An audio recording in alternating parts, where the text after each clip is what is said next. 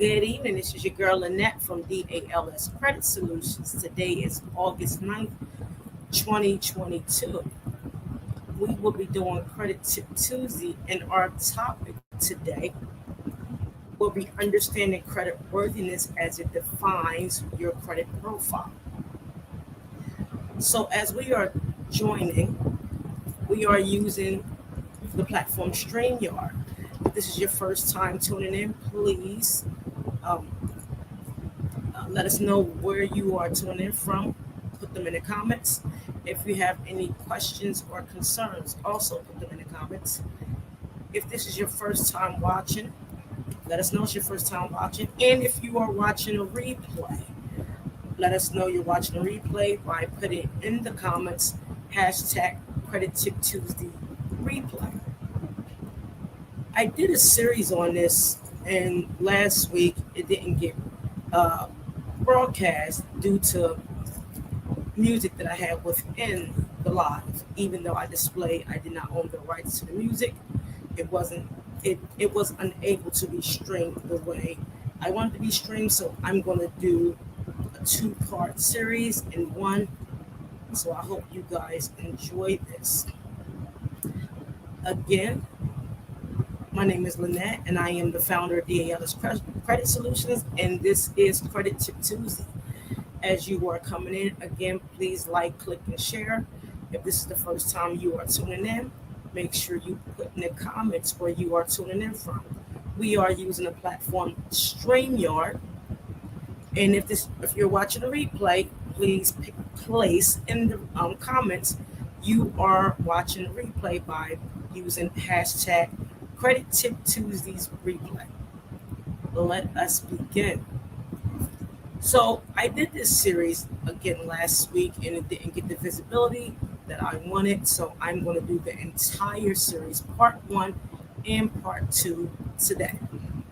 So the goal is for you to understand your personal credit, increase your credit worthiness while looking over your reports.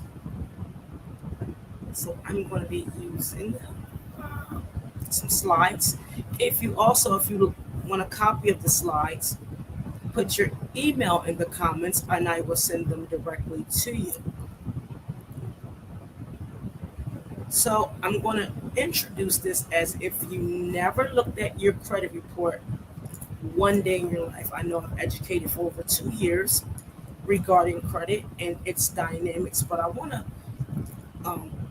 have everyone look at this as if they never saw their credit reports. I'm also going to put in the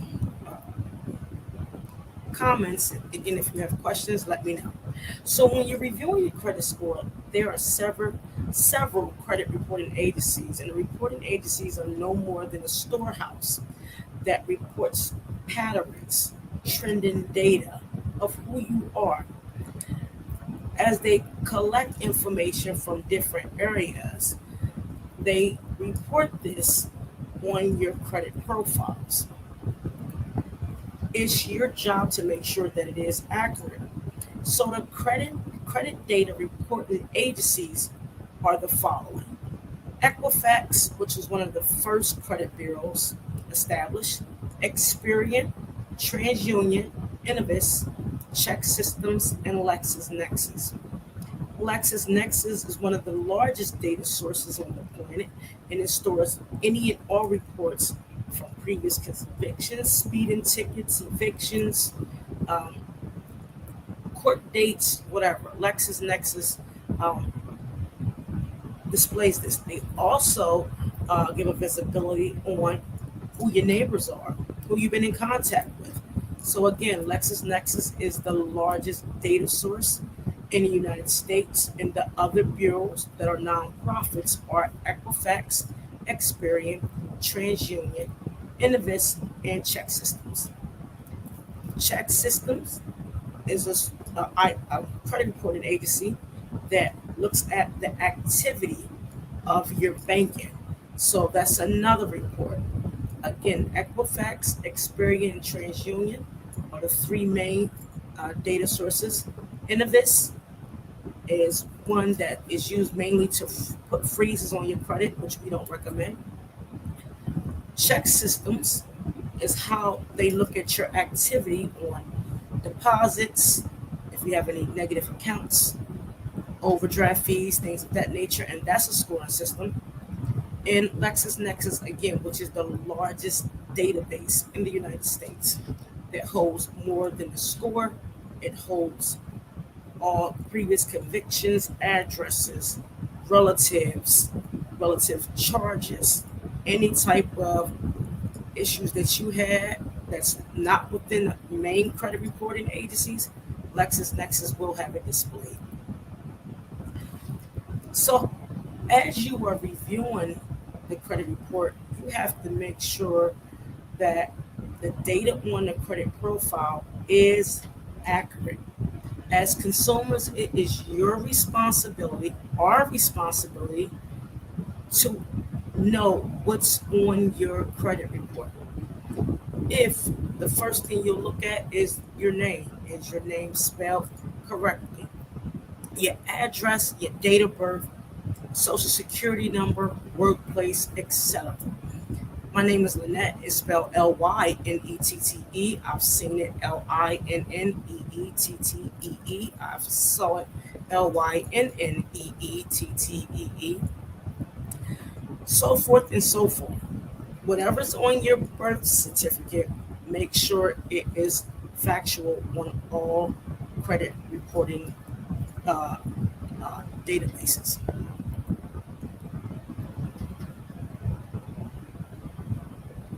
As we begin the steps on identifying if information is accurate, let's understand the definition of the 5 pillars.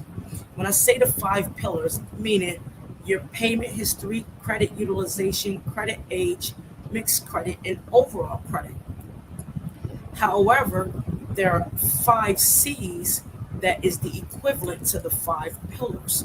So when I talk about payment history is your character. Who are you? How you pay your bills. The capacity is the amount of loans, debt, credit utilization that you can carry, that you can be responsible for. Capital is how long you had your accounts and what type of, you know, funding you have, money you have. Collateral is mixed credit, I mean everything you own, assets, insurance, real estate, uh, anything, debt, whatever the case may be. Collateral equals mixed credit. The condition, meaning time on the job, overall credit, income, employee, and or business. What is the condition of who you are? The nature of who you are. Goals in the categories of the 5 C's, which will identify the 5 pillars on the credit report.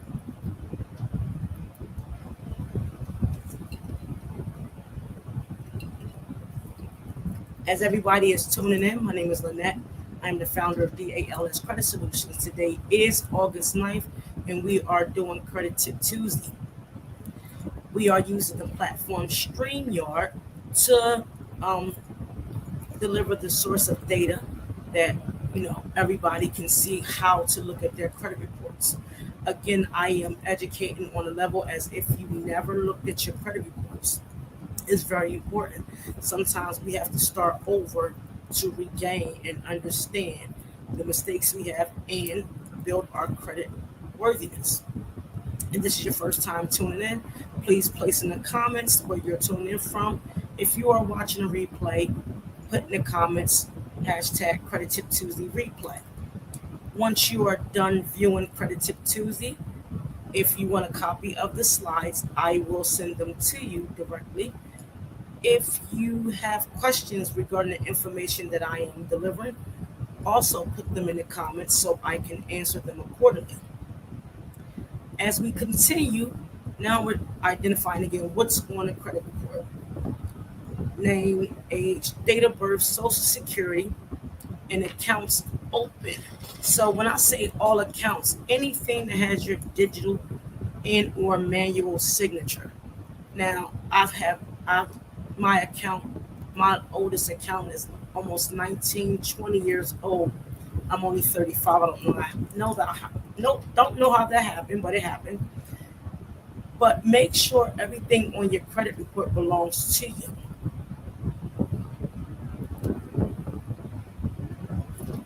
As we continue, there are two types of scoring models. We have the vintage score, which is a scoring system that will give you a higher score, not generally used with corporate lending.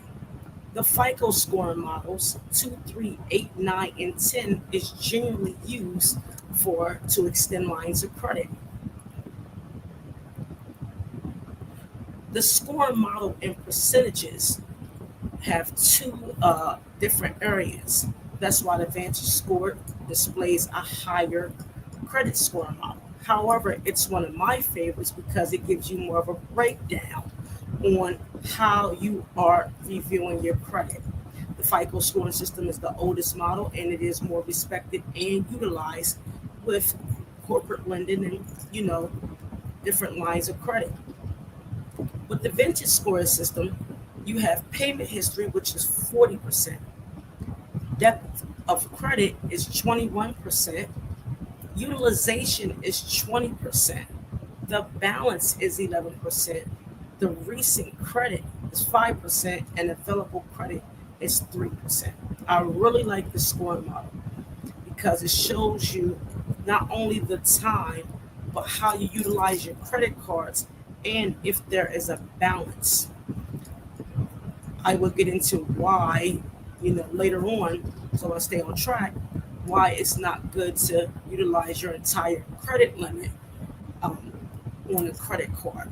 So utilization on a vintage score is 20% and a remaining balance is 11%, or the balance overall is the 11%. Available credit is 3% and recent credit is 5%. With the FICO scoring models, we have payment history of 35, utilization at 30, credit age at 15, mixed credit at 10%, overall credit 10%. Again, FICO is one of the well-known scoring models, and they are utilizing FICO for decision making. Every institution have their internal scoring models as well, and they can either look at the original FICO or have their own scoring models. I don't know which institutions do that overall. However, if you ask the question, I can find out. In this area, in order to now, after you looked at your credit, make sure you have all the credit, major credit reporting, your credit reports in front of you. Grab a pencil and piece of paper or a tablet so you can make sure you're looking at the errors, if there are any. Make sure everything is the same on the credit report. Write them down by each bureau where you see that there are some discrepancies. When you do this, now you're setting up a system to reach your goal. In this part, I would demonstrate how to calculate the goal score. So the goal score is the score you are requiring to reach that target. So if you want an 800, you would, utilize your goal based on wanting an 800 credit score. Everything I do is numerically um, because I want the individuals to see how we come up with a plan in order for you to look at your information and how to start. So I use the average credit score in the United States is roughly 650. So say if you have a 650, which is the current score, and you want an 800 credit score, we will utilize the FICO scoring systems because it's the most used, and we want to make sure that you reach your goal based off of this method. So as you're gathering your pen and piece of paper, or your tablet, I want you to look at this format. So later on, when you begin this process, you can use your own score. As you're following along, I want you to understand how I got this, what is the purpose, and how it works. So I'll let everybody take a few minutes to get their pencil and piece of paper and your tablet, and I will be right back. So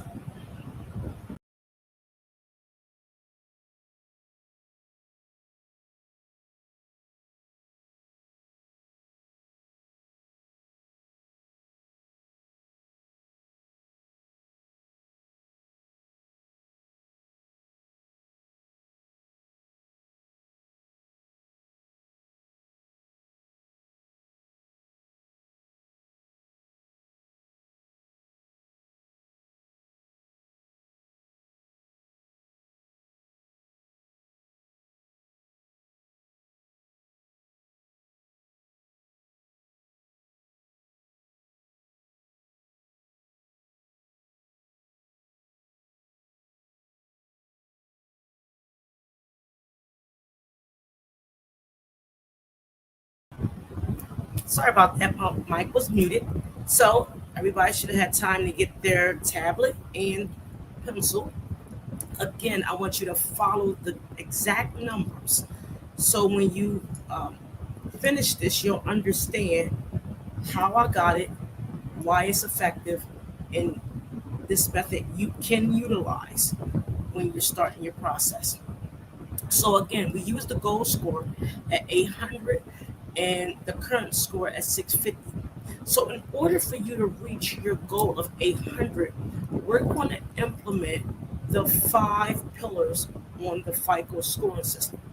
And that is payment history of 35%, credit utilization at 30%, credit age at 15%, mixed credit and overall credit at 10%. When you add 35, 30, 15, 10, and 10, you're going to get 100% of your credit score. In order for you to reach your goal, you take the goal score, which is 800, and subtract it by 650, which is the overall credit score in the United States. When you subtract both of those numbers, you would get 150. 150 is the number you need to get to your 800. And the way you find out where the areas on your credit report that's giving you the most trouble is by numerically finding out what number is keeping you away from the 800 based off of your payment history, credit age, mixed credit, overall credit, and credit utilization. So you want to take the 150. And again, I said payment history is 35%. Now you're going to take this 35% and turn it into a decimal point. All those that hate math, please, it's okay. I'm not a big fan of a lot of things, but when you want to grow, you just learn small solutions, small steps to get to that final destination. So you want to take the number 150, and you want to multiply it by 0.35. You want to take that same 150 and multiply it by 0.30. So the 0.35 is the 35%, which is payment history. The 0.30 is 30%, and that is credit utilization. You're going to take the same 150 and multiply it by 0.15, which is credit age, and you're going to take the same 150 and multiply it by 0.10 twice, and that is mixed credit and overall credit. Once you get those numbers, take your time. Again, if you need the slides, put your email in the comments and I will send them to you directly. When you multiply 150 times 0.35, which is your payment history, you will know 52.5 points is the number you need to get closer to your 150. Out of the credit age, the credit utilization, You multiply 150 times 0.30, which is your credit utilization, and now there's 45 points. If you multiply 150 times 0.15, which is your credit age, that will give you 22.5 points. If you multiply 150 times 0.10 twice, it will give you 15. Once you get these numbers, 52.5, 45, 22.5, 15, and 15, let me know what number you did get. If you added up the numbers, those numbers given will be the 150 points needed to reach your target goal of 800.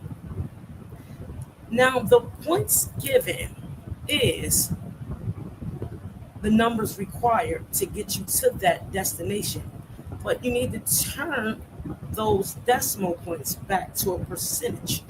So 52.5% is your payment history.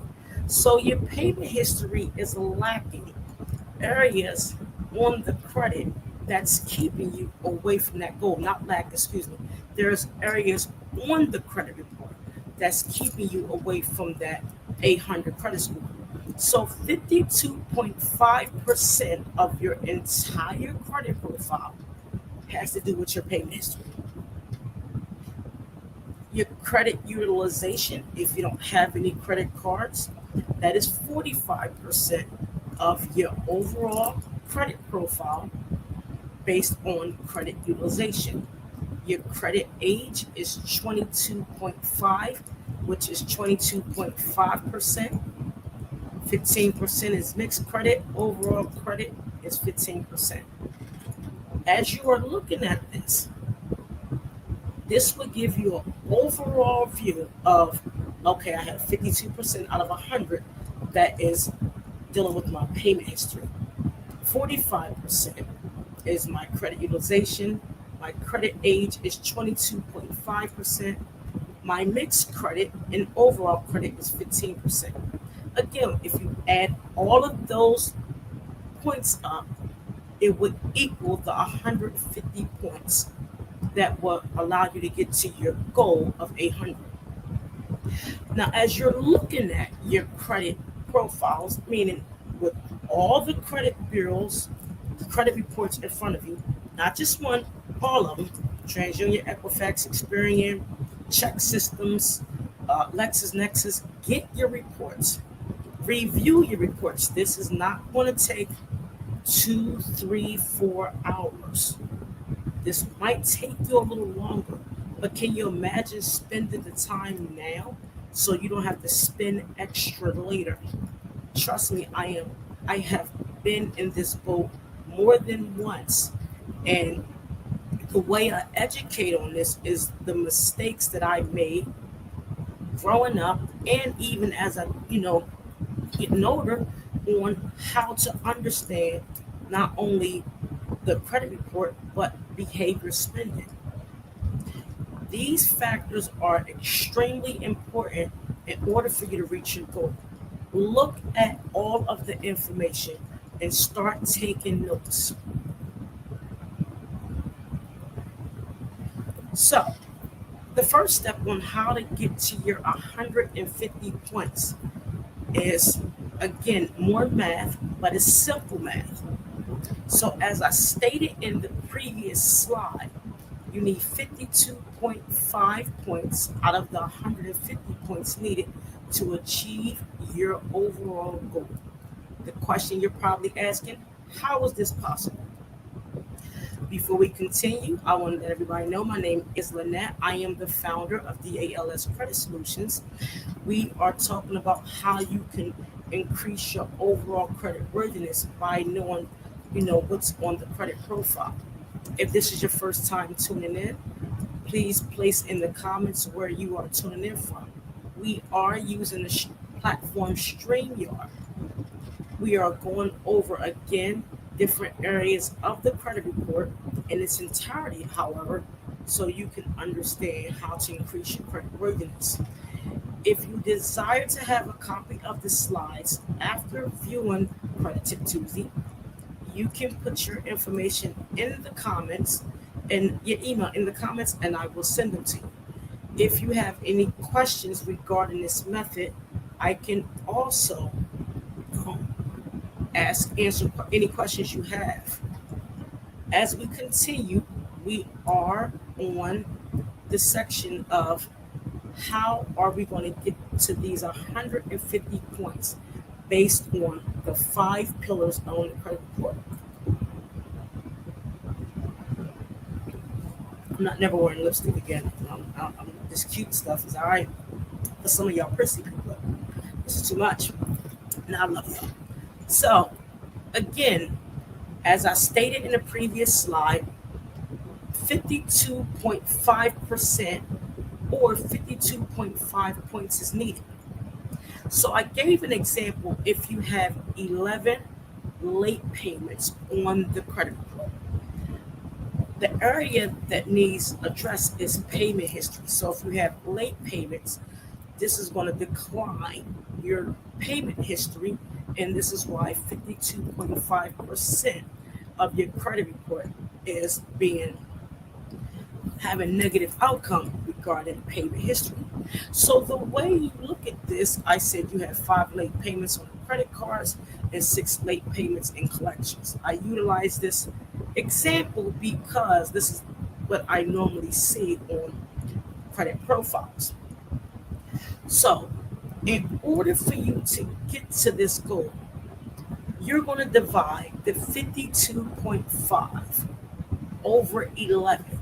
The 52.5 is the number of points divided by the number of late payments on your credit report.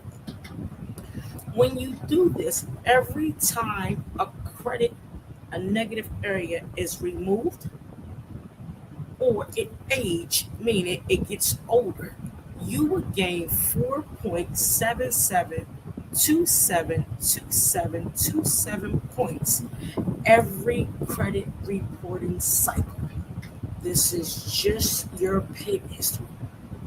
Again, if you have an issue on your payment history based off of this example, the number of points needed to reach your goal is 52.5, which is 52.5% of your credit profile.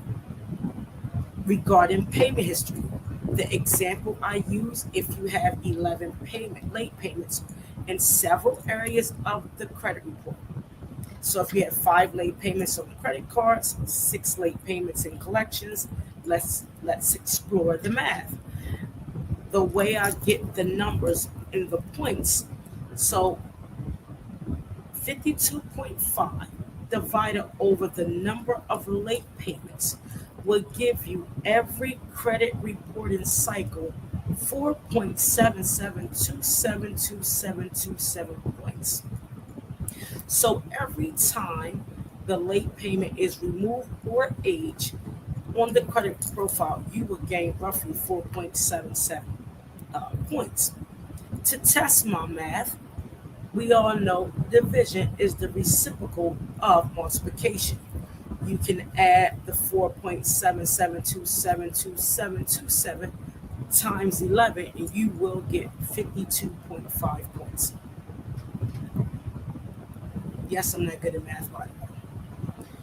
Credit utilization is 45 points. So a lot of times people don't have credit cards. And if you do, if you have late payments or the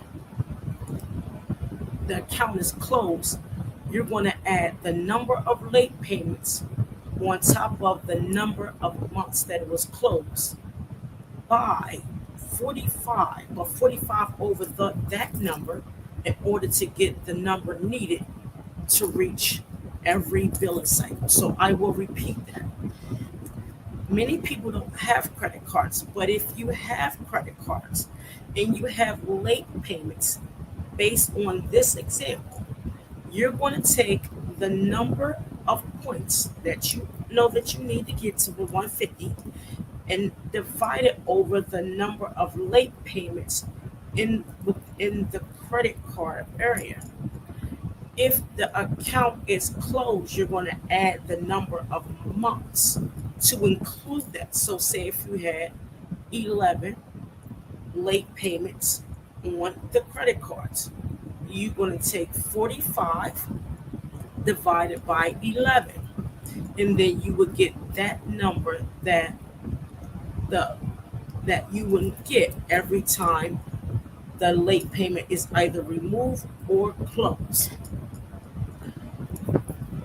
As we go through credit card utilization, you must count the number of areas late within that area of the credit card or all your credit cards. Divide that by the 45 points that's needed. Again, I gave the example 45 divided by 11, and you would get a number. And I'll do it with you guys. Pull out my handy dandy calculator.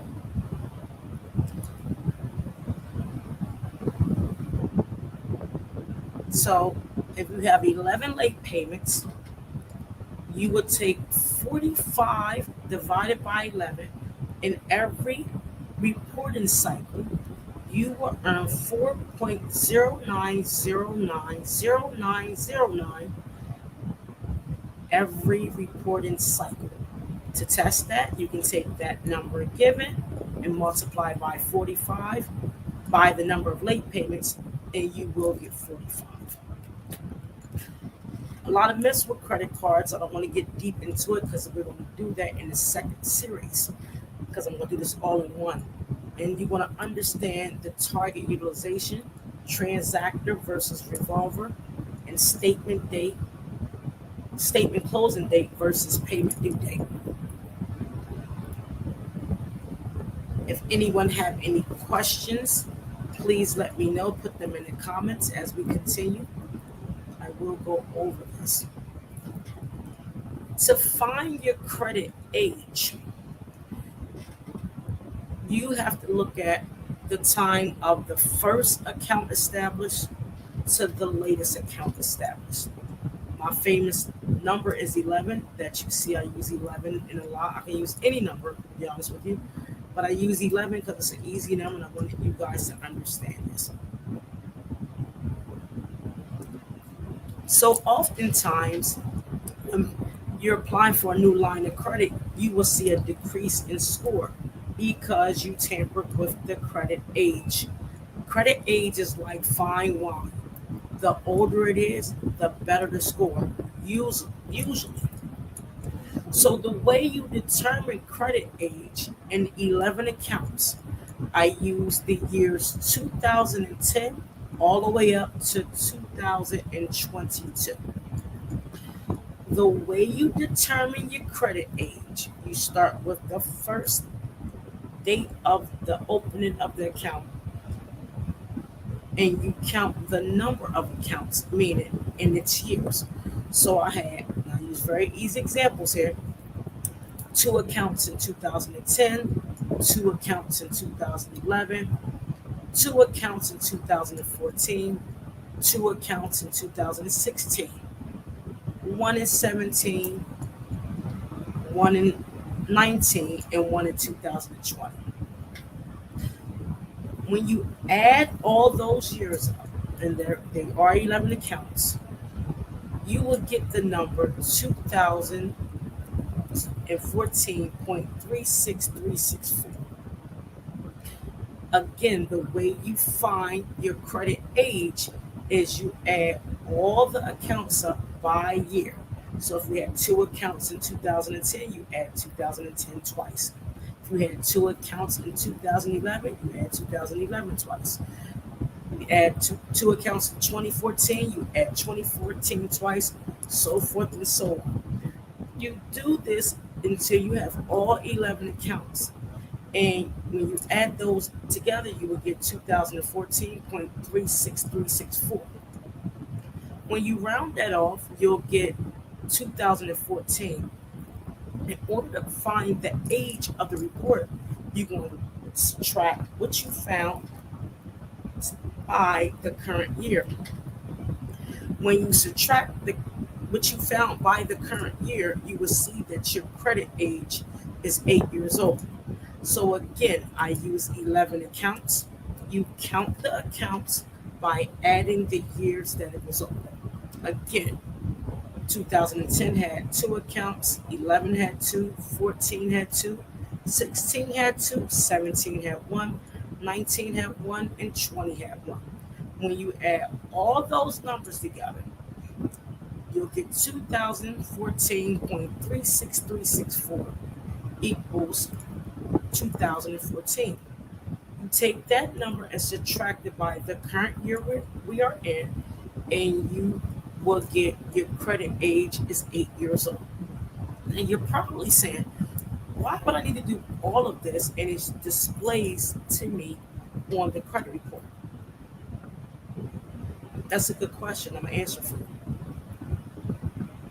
When you write things down, the subconscious captures it to say, I am bringing awareness about who I am when it comes to my finances.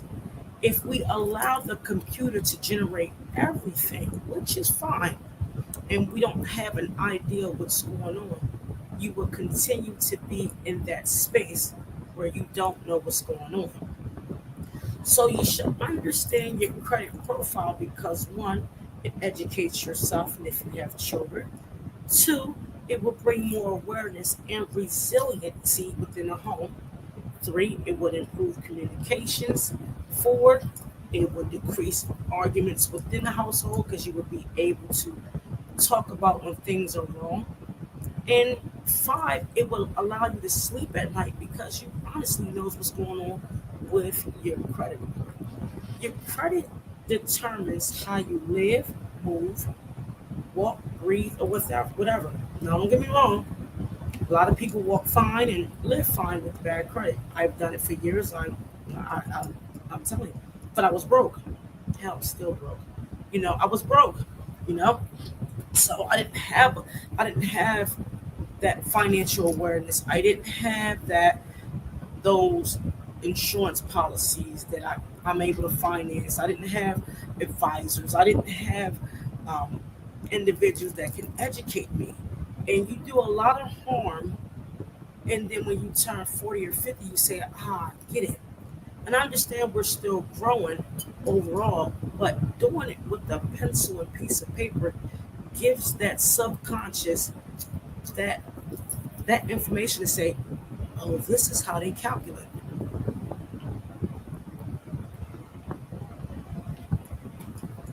Mixed credit and overall credit is 15%, and that includes your the time on your job, time at residency, applying for lines of credit, assets will determine that 30 points. So mixed credit and overall credit is everything you are doing that as you are looking at your credit profiles, seeing if something is correct or if it's displayed not the same as others, you can see where the area is. Again, while you're doing this, use the examples within the slides. Once you grasp the concept, then use your and determine your numbers based on what you see and set your goals. Please do short-term goals for long-term to extend the long-term goals. If you are a 500 and you need to be at 800 in 3 months, this is not the way to do it because you're not going to get there. If you are 500 and you're trying to reach an 800, educating yourself along the way to bring awareness to get to the 800 will ensure you won't get back to the 500s again.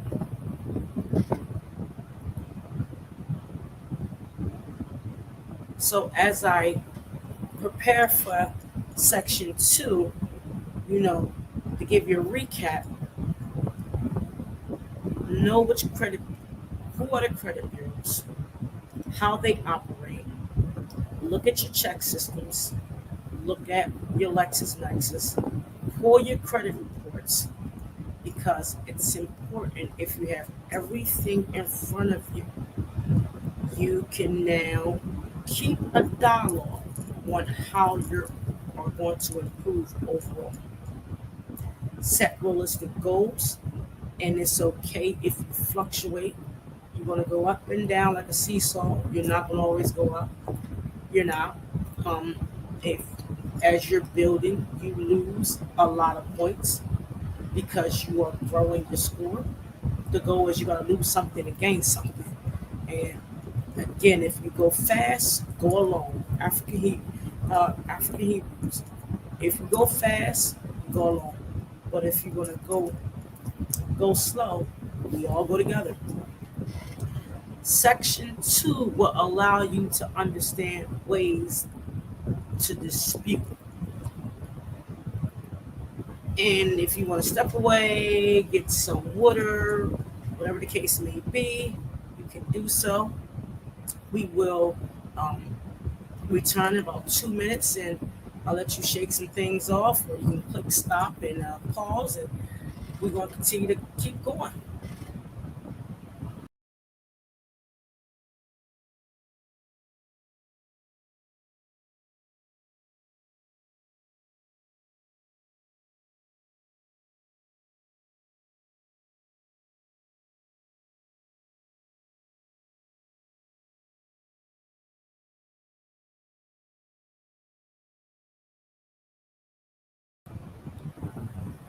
All right, I am back. You're probably saying, why is she taking breaks? Because I can. I'm going to take breaks. I'm doing this a whole way through, so you don't have to, look for part two. I'm doing both at the same time because last week I did part two, and I played the song within the live, and Sony said, you can't do that. Well, even though I said you know, said this, I'm not the owner of this music, they still hit a lot of the content. So I'm doing the entire series one stop. We are on series two. My name is Lynette. I am the founder of DALS Credit Solutions. Today is August the 9th, Credit Tip Tuesday, and we're talking about how we can bring awareness regarding your credit profile. I educated in series one as if you never looked at your credit before. I hope this reached people that never looked at their credit report before, and I also hope that it reached people that may have looked at their credit or in the process of rebuilding their credit, uh, find some knowledge in this to keep and continue to grow. We are using the platform StreamYard. If you have any questions, comments, or concerns, please place the information in the chat. Let StreamYard know who you are so I can see. I will share this throughout social media. Check out my YouTube, LinkedIn, Instagram, Facebook, of course, and my website, www.dalscreditsolutions.com. No, www.dalscredit.solutions. Damn, I know my own website.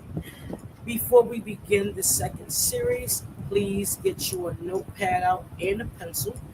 And we're now going to talk about how to dispute.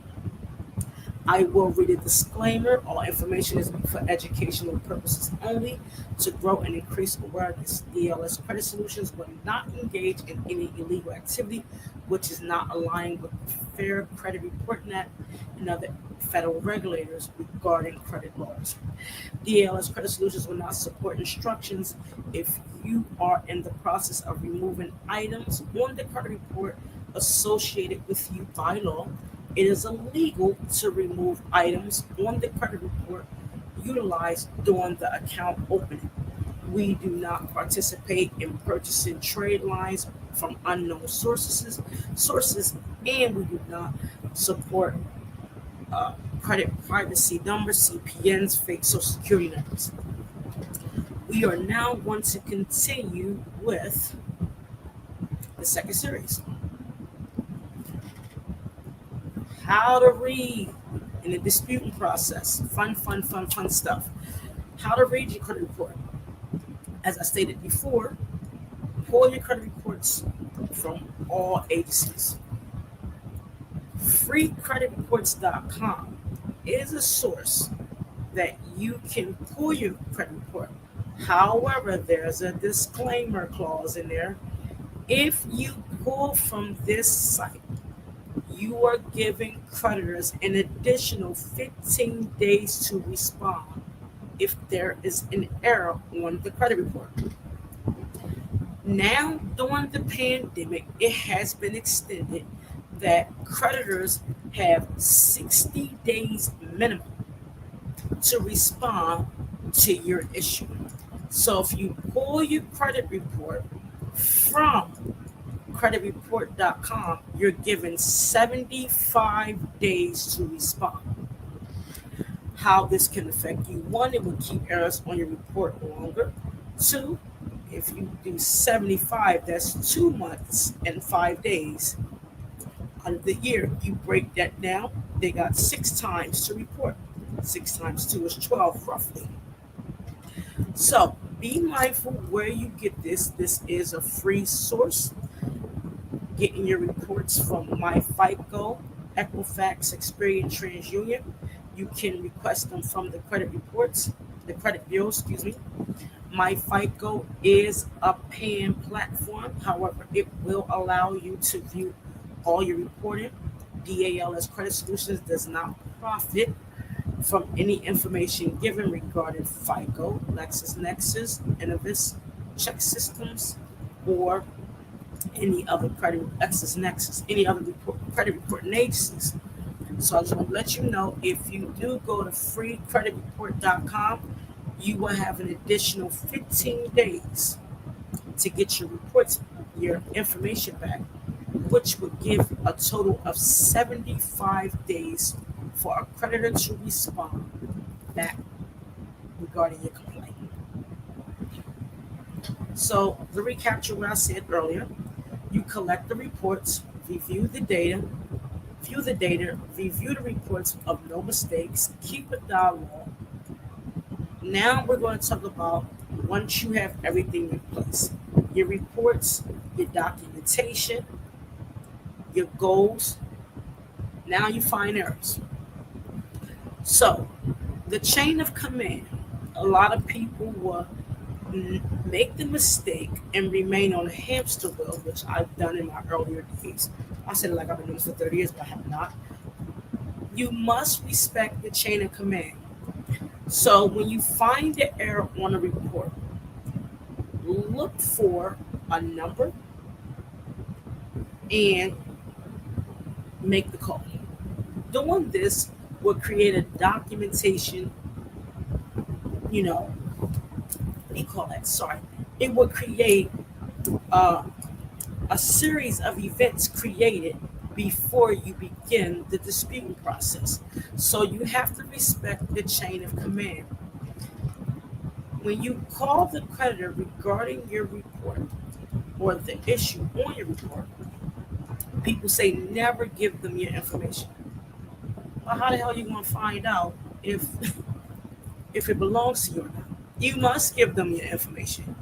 Call and say, hi, I am Lynette Stevenson, and I saw this collection report regarding medical on my profile.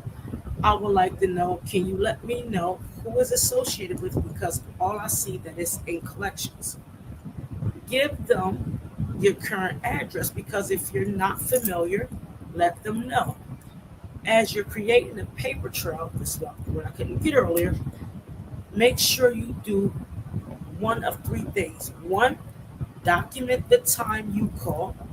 Two, ask who you are speaking to. And three, find out which department they work in. Because as you're documenting this, you're time stamping that I made this call on this date, on this at this time. Once you verify who you are, you then say, where did it come from? If they say, well, we bought it from an unknown source, I'm not familiar with this. They're going to ask, so are you saying it's not yours? I'm saying, basically, where who you said it came from, it doesn't have any, I don't have an idea who that came from. Is this the original creditor? If they say yes, it is, say thank you, but I'm going to have to dispute this because I'm not familiar with the main source. In the call, you do this for every account on your credit report. Many people will make the mistake and go to straight disputing because I've done it, and then you'll say, "Did you contact the credit report, the creditor?" And you say yes. They can check to see if you call because it's public. They can check. So please make the call, respect the chain of command. Once you have all your documentation and you created this paper trail, you begin to dispute anything you did not agree with. You do not send the information to the credit bureaus. Many people dispute at the credit bureaus. I did at one time. I had very little success doing that. The reason being that they're going to do is send your information to the credit bureaus and turn around and they're going to say, is this person's account? They're not going to do a full verification. This verification is going to be a 3 to 4 digit e-Oscar code. Again, I used to dispute with the credit bureaus. It does nothing for me. I have nothing against those that do it. To me, the process is just way too long, and all you're doing is sending certified letters, and only thing they're going to do is stamp them. You're never going to get a real signature, and you're going to remain on this hamster wheel. Sending your information and your concerns to the people who regulate that agency is where you get the best results at. So in order for you to do this, you cut the middleman because you respected the chain of command. You already made contact with the creditor. The creditor already told you, hey, this is where we got this from. You already made the creditor aware that I'm not familiar with the source. So if you send the dispute to the credit bureaus and you already spoke to the creditor who the credit bureaus is going to send the information to, the responses you're going to get on the credit bureau, the return is verified. So you already did step one. Don't go back through step one to get back to the same place you started at. It doesn't make sense. Again, I have nothing against those who dispute with the credit bureaus. If you had success, excellent. I had very little success because the process costs more money sending out all these certified letters, and all you're going to get is the same response that you got on the phone when you spoke to the actual person. As we continue, we will now begin the process of disputing. If this is your first time tuning in, welcome. My name is Lynette. I am the founder of DALS Credit Solutions. We are talking about how to read and dispute on the credit with the credit reports. This is the second series. If you want a copy of the slides, please put your information inside the comment section. We are using the platform StreamYard. Let's continue. Now, a lot of people are going to get fussy about this, but do not, and I mean do not,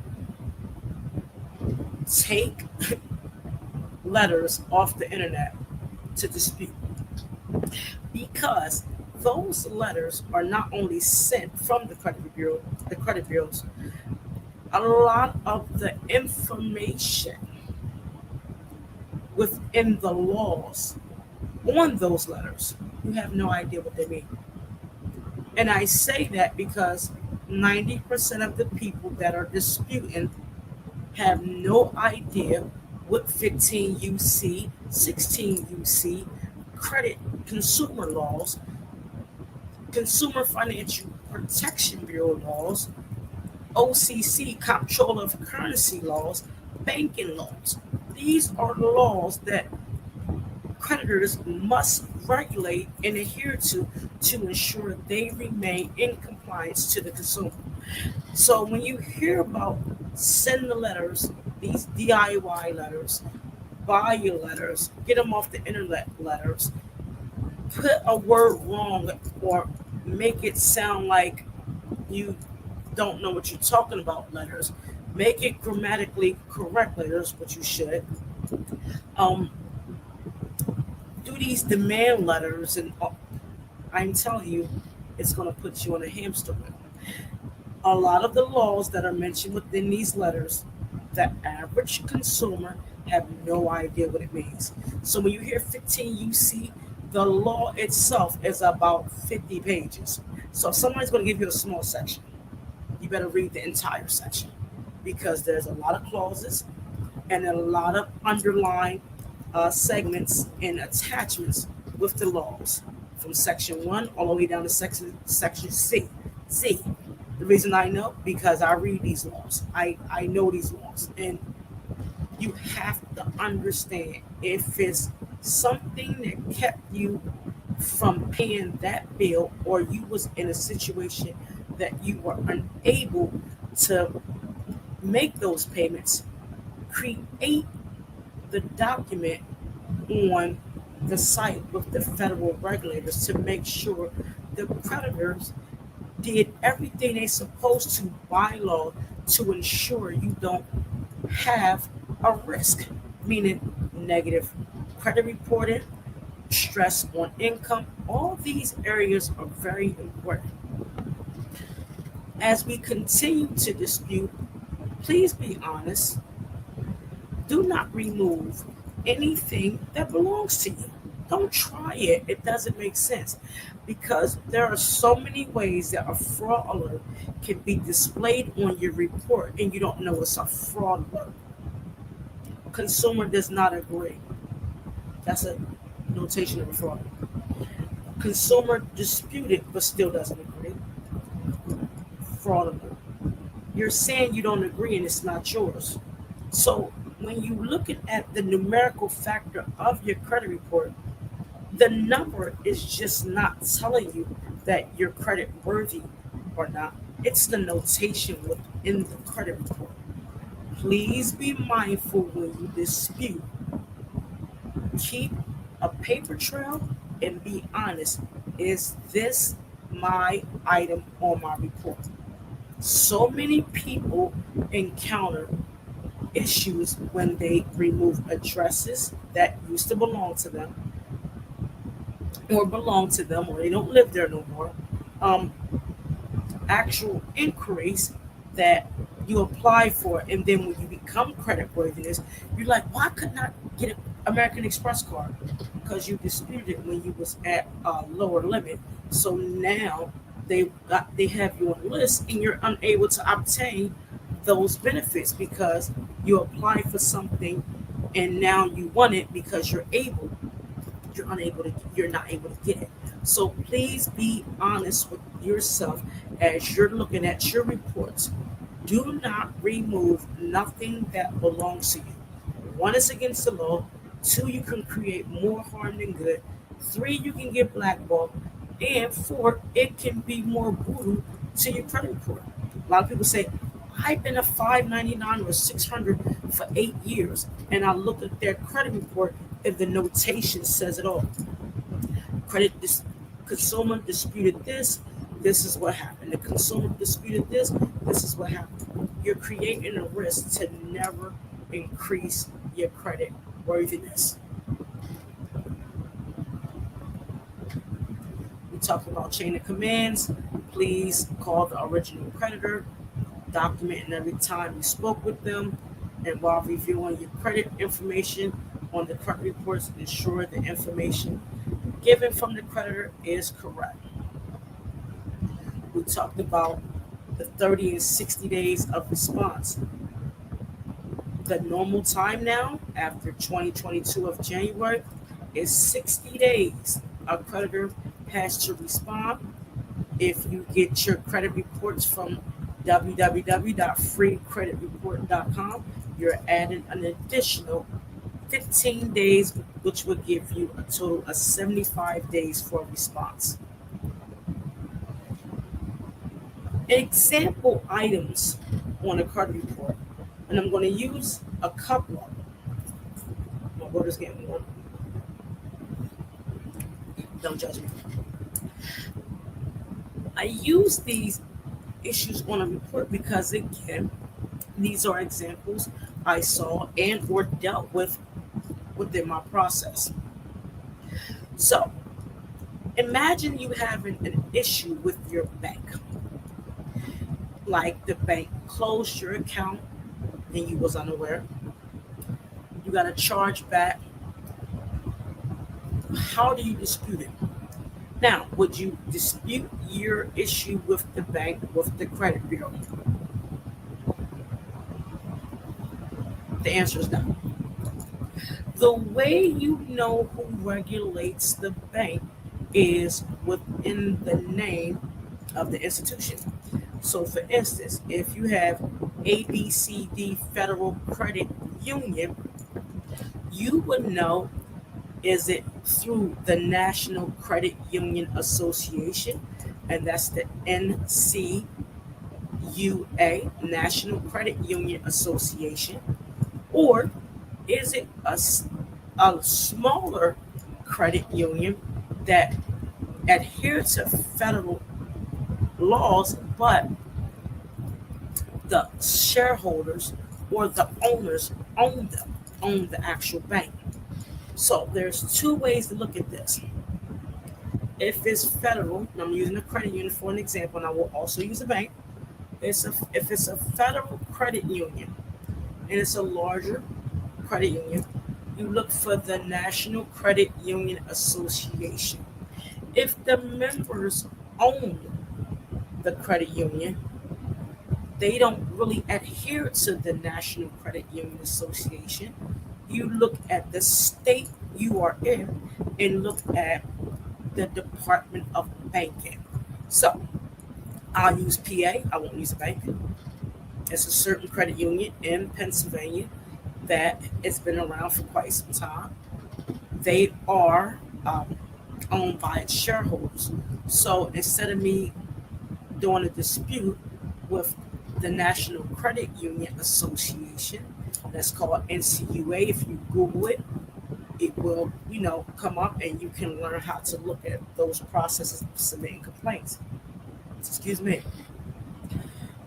I went through, since it was a credit union that wasn't regulated by the NCUMA, National Credit Union Association, I went through the Pennsylvania Department of Banking. What I did was explain the client's issue based off of the information given and what happened.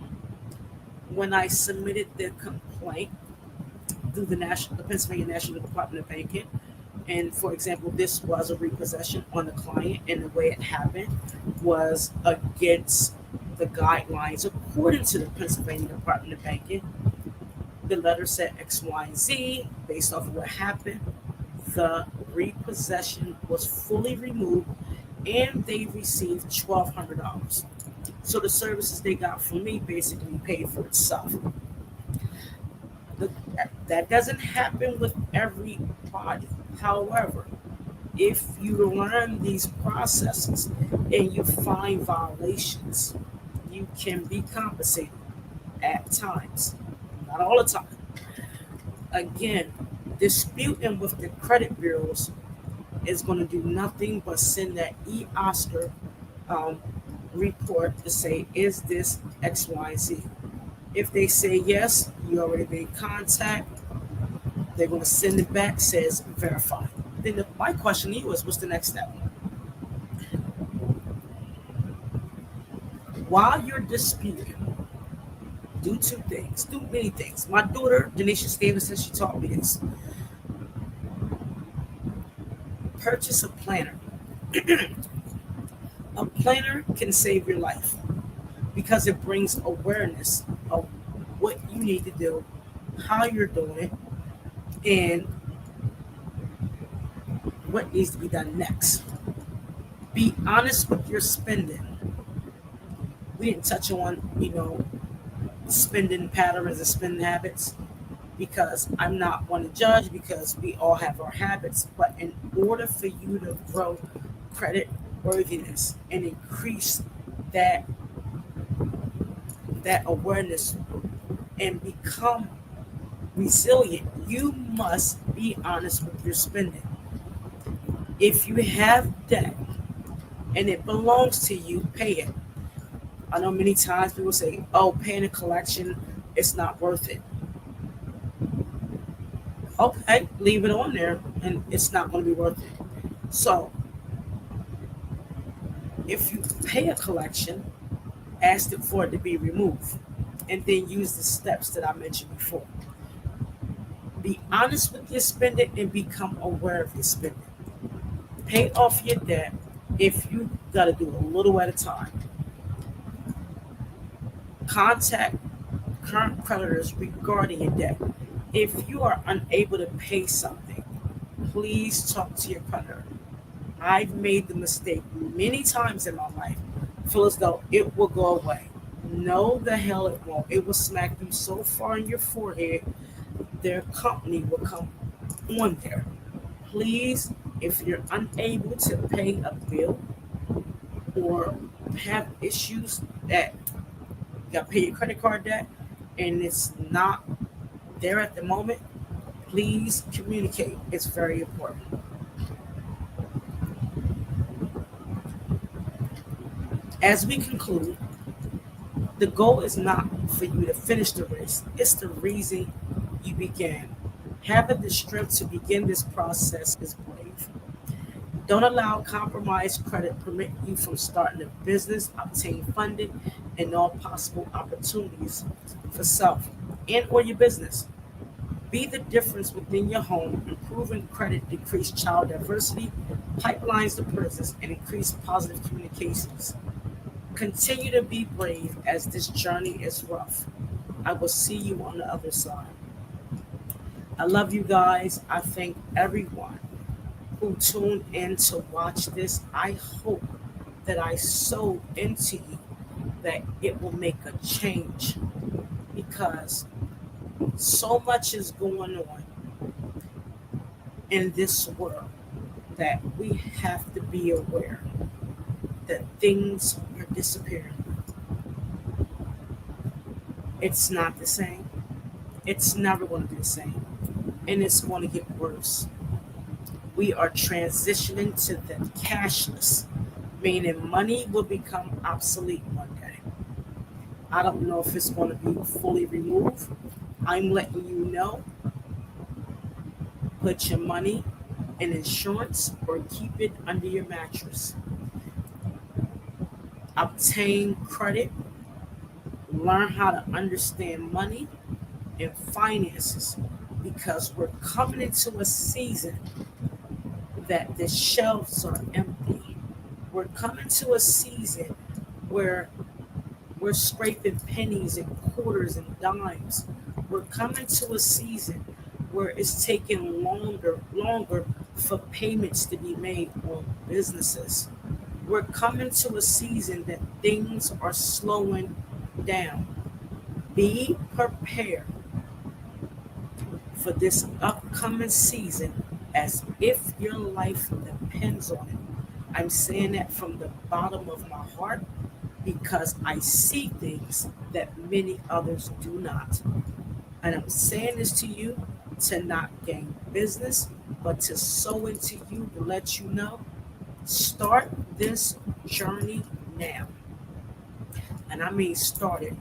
Use the information given in order to grow. If you are a small business, get away from the cash flow and go towards accruing. I can never say the word accrual, excuse me, because cash flows will give you a higher amount. but accruals will give you a stronger return. Understand your financial profiles, understand how you're going to do business. Make sure you are pricing accordingly. It all begins with your personal credit. I'm telling y'all what I know. I felt many times with my credit. I felt many times with my finances. I am very transparent when it comes to me. I had more items on my credit than wig strands in my hair. This process that I'm educating you on, I went through the same journey. It took me 5 years because this is a trial and error for me. The reason I can execute on this because the numerical factors within this content will give you the actual data to grow your credit score. DALS Credit Solutions is very proud that we do not use software to mask the situation. We bring education and awareness to improve the situation. We are proud we are different, and we are thankful that we have individuals like yourself. Please share this content with others. I cannot reach everyone. The individuals that also do credit cannot reach everyone. Be a service and click and share. Don't have to sow into you don't have to sell your business if you don't sow into it. I love you guys. Again, if you have any question, place your comments in the chat. We are using StreamYard as the platform. If you want the slides, put your email in the chat so I can send you the slides. If you want the recording, I will be nice and send it to you. I don't know if it's going to download because we're on an hour and 12 minutes. Or please go to my Facebook page and look at the videos. You can go and view all videos back from 2020. I don't delete my data because it's public and everybody cannot afford services. Please be mindful and do it yourself if you are able to. I have many clients um, done it themselves and they are very successful. Shout out to Veronica Lent and Candace. She's from down south. I remember my first time with Candace. She came on my credit tip Tuesday, and she asked so many questions. She improved her score in 1 year. She had one consultation, and 1 year later, she bought her house. It's the consistency that will allow you to grow. So don't be afraid. Don't fall off. Don't be afraid to fail and get to the other side. I conclude by saying God bless you all. I love you. I will see you next Tuesday and have a wonderful day.